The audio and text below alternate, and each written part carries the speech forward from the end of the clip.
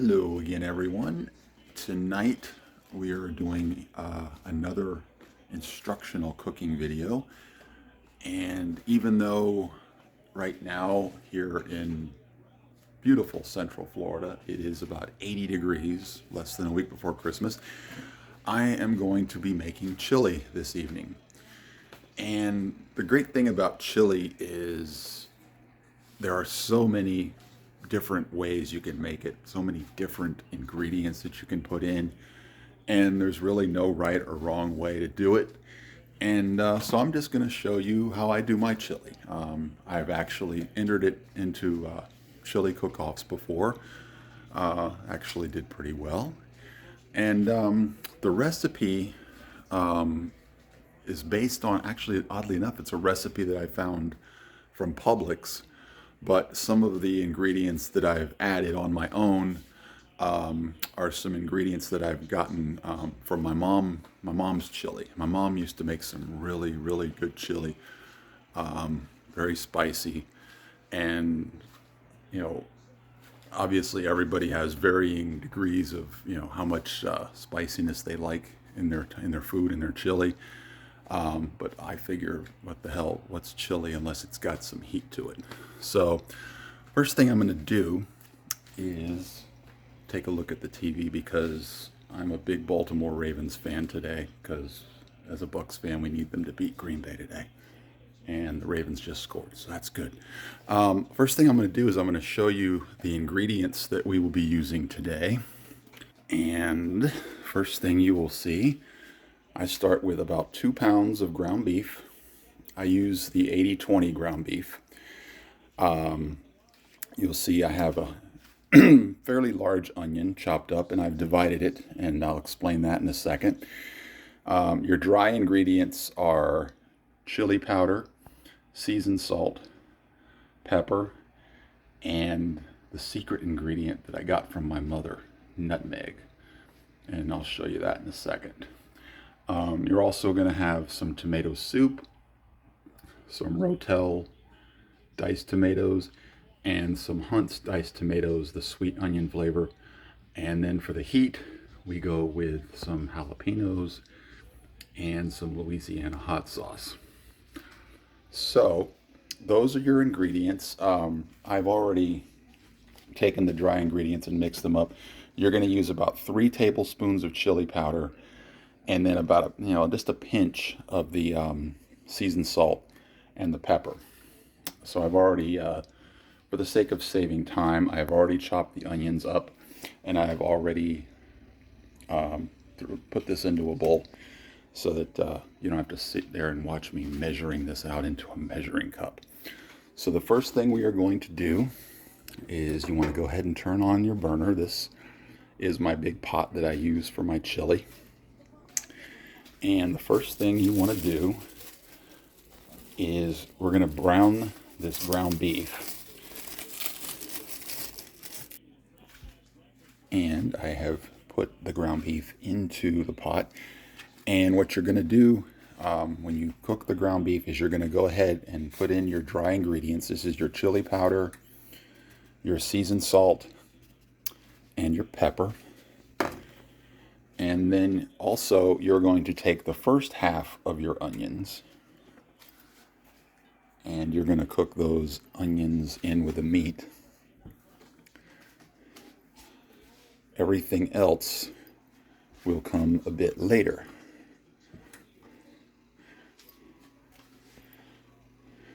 So what we're going to do now, we're going to wait for this to heat up.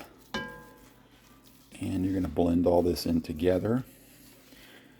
And what you want to do here is once you've blended everything together, you want to cook this ground beef until it is completely brown and there is no pink showing at all. You want it completely cooked. So give that. I don't know why I'm doing this with my left hand. Let's switch hands here because I think this might work better. Definitely an amateur production here, as you can see.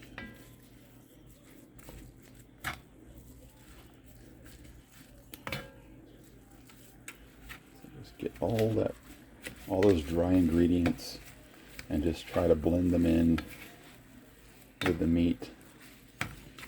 And as I said, you just want to cook this meat until there is no pink showing at all. Okay, getting it blended here.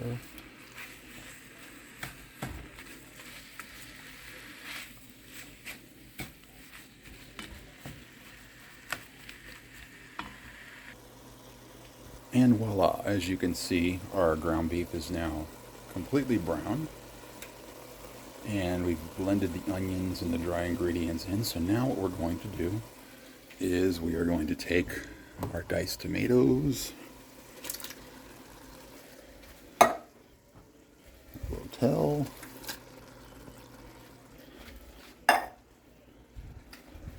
tomato soup. By the way, I forgot to mention at the beginning of this video, as you probably noticed, we will not be using beans in our chili. Put the rest of the onions in there. In my old pre-keto days, I used to love having beans in my chili. Even though my wife can't stand beans, she would eat around them. But anyway, we no longer do beans. And actually, a friend of mine told me that the big chili cook-offs, the competition, people that enter chili in competitions, competition chili does not have beans in it, which I did not know. So we're going to stir that up a little bit. And what we're going to do now is we are going to put a couple of spoonfuls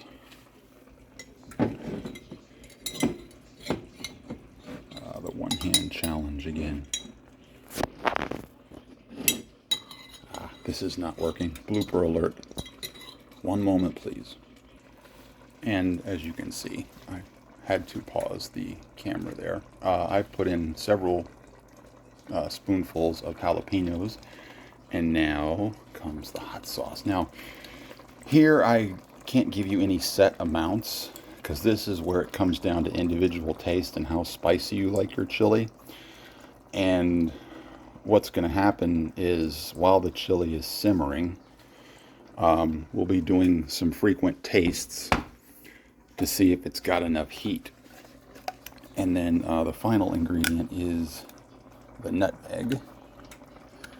And with the nutmeg, you're just going to put just a tiny little bit. Just a little. That may have been a little too much, but what the hell. So at this point, you are just going to stir this every few minutes. Let all those ingredients blend in with each other. And then after about 10 minutes or so, you want to give it a taste to see if it needs anything more as far as heat goes. That's the only way to tell for sure. As I said, your results will vary. Some people have a very, very high tolerance level for spicy food. I like my chili spicy. Some may not like it as hot.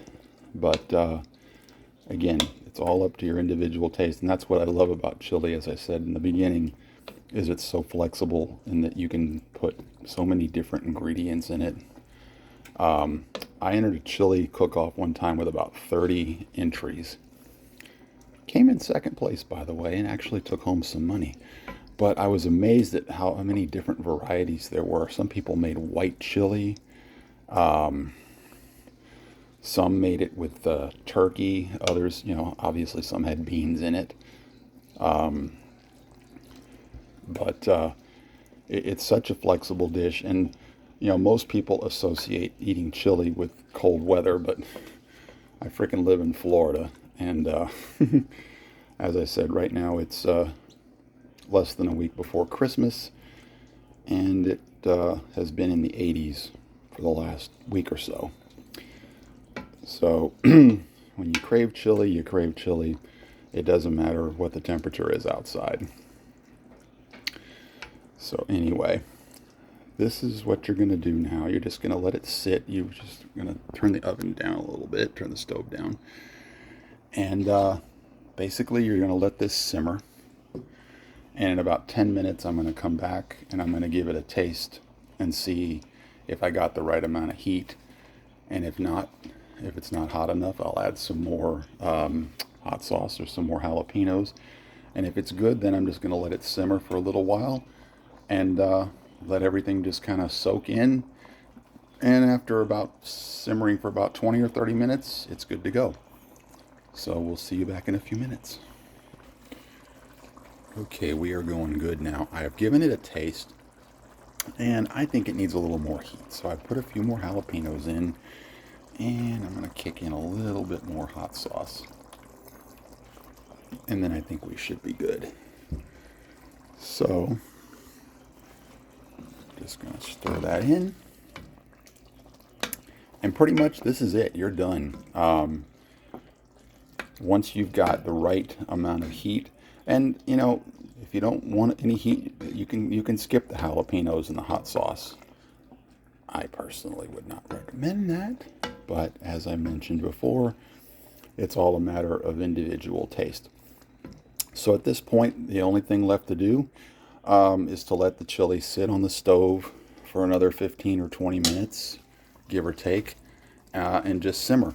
But what I wanted to cover real quick is additions to your chili.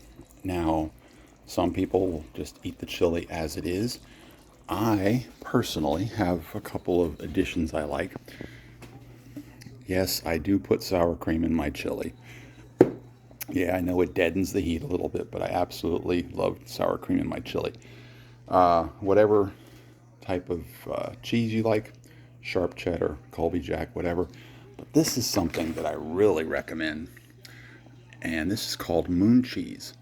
And basically what these are is they're just little, you could actually substitute these for crackers. They are made out of cheddar cheese. That's all they are. And I like to add all 3 ingredients to my chili. So anyhow, that's about it. And back to that angle. As always, if you have any questions, hit me up. You know where to find me.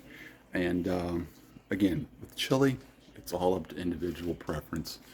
You know, some like it hot, some like it really, really hot, some don't like it hot at all.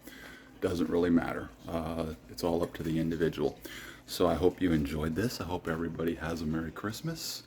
And we will talk to you soon for our next cooking video, which will probably be a demonstration on how to smoke a Boston butt.